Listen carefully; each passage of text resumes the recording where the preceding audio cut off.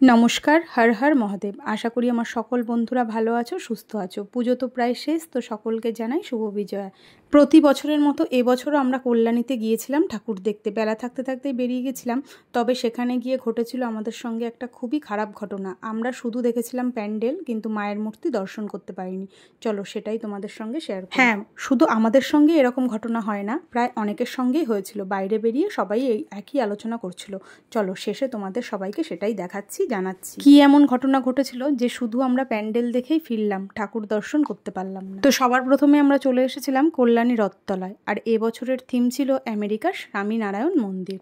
মন্দিরটা তো বাইরে থেকে খুবই সুন্দর লাগছিল দেখতে। তো দেখো, ভিড় ঠেলে ভেতরেও ঢুকে চলে আসলাম। মায়ের মূর্তিটাও কিন্তু দারুণ হয়েছে। প্রতি বছরই এখানকার প্রতিমার মূর্তিটা খুবই সুন্দর হয়।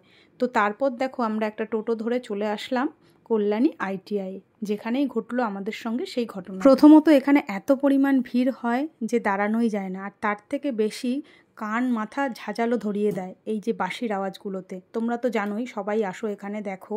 এখানে দেখো, বাইরে থেকে শুধু এই যে প্যান্ডেলের তুমি লাইটটাই দেখতে পারবে, আর যত তুমি ভেতরের দিকে এগোবে তোমাকে তত ঠেলে ঠেলে বাইরে বার করে দেবে।